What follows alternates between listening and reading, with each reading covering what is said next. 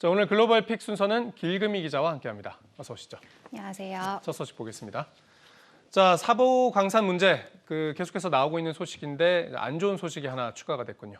그렇습니다. 일본이 조선인들의 강제 노역 현장인 사도광산을 세계유산에 추천했었는데 이 추천 대상 기간에 일제 강점기는 제외된 것으로 확인이 됐습니다. 일본 정부는 지난 1월 이 사도광산 추천서를 유네스코 세계유산센터에 제출한 뒤 이 대상 기간 등에 관해서는 구체적으로 언급하지 않았었는데요.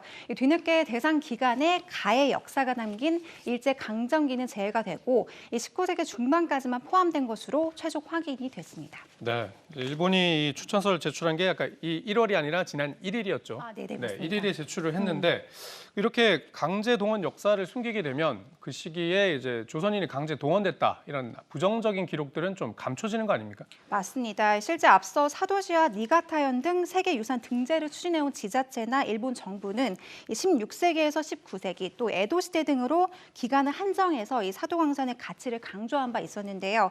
한반도 출신 노동자가 이 사도광산에서 일했다는 사실이 추천서에 포함됐냐는 한국 언론의 질문에 이 추천서가 비공개라서 대답을 삼가하겠다고 밝히기도 했습니다.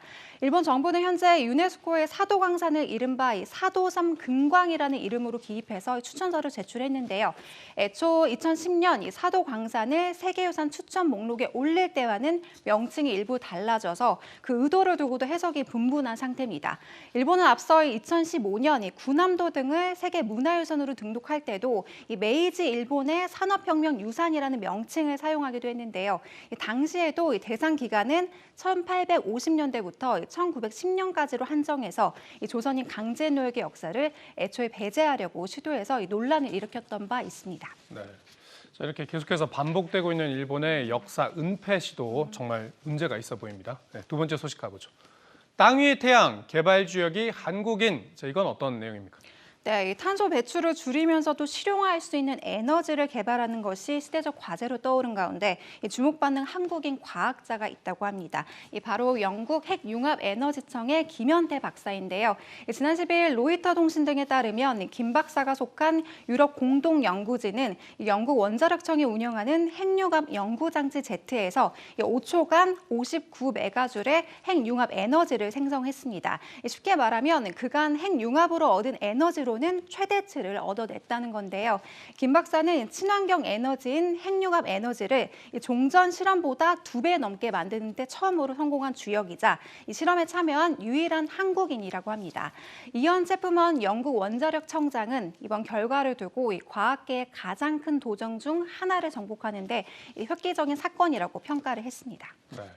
자, 핵융합 에너지를 더 강화했다. 이게 좀 이번 연구 결과가 좀 특별히 주목받는 이유가 있다면 더 어떤 배경이 있는지 설명을 좀 해주시죠. 네, 핵융합 에너지는 태양과 같은 별이 빛을 내면서 에너지를 내뿜을 때 사용하는 원리로 생성되는 에너지를 말하고 있는데요. 이른바 인공 태양으로도 불리는데 기존 원자력 발전에 사용되는 원리와는 다르게 창출되다 보니까 친환경 대체 에너지로 꾸준하게 각광받고 있습니다. 핵융합 반응이 일어나려면 온도를 1억 도 이상으로 올려야 한다는데요. 지구에서는 그런 고온에 견딜 수 있는 물질이 사실상 존재하지 않기 때문에 과학자들은 도넛 모양의 자기장 안에 플라즈마를 가두고 용기의 벽에 닿지 않도록 제어하는 방식을 사용해서 실험을 하고 있다고 합니다. 그만큼 까다로운 작업을 통해 얻을 수 있는 귀한 에너지이기 때문에 이번 연구 성과의 의미가 더 깊다고 볼 수 있습니다. 네. 영화 아이언맨에 나오는 그런 이 연료가 생각나기도 하고요. 네, 이런 연구에 한국인 과학자가 기여를 했다. 이런 의미가 있는 소식인 것 같습니다. 마지막 소식 보겠습니다. 자, 왕따 소녀 손잡고 함께 등교한 대통령. 어느 나라 얘기입니까? 네, 이 사연의 주인공은 유럽 남동부 발칸반도에 있는 이 북마케도니아의 스테보 펜다로프스키 대통령입니다.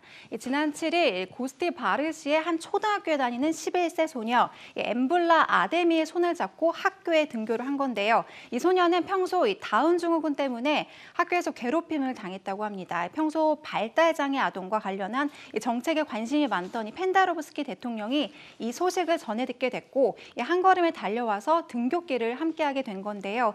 펜다로프스키 대통령은 엠블라의 부모가 자녀와 같은 아이들의 권리를 위해 싸우는 것을 지지한다면서 발달 속도가 제각각인 아이들이 각자 자기 능력 개발에 주안점을 둔 포용적인 교육을 제공해야 할 법적, 도덕적 의무를 강조했습니다. 네, 장애인 차별이 좀 없어야 된다는 의지를 대통령이 현장에서 제대로 보여준 것 같습니다. 자, 오늘 말씀 잘 들었습니다.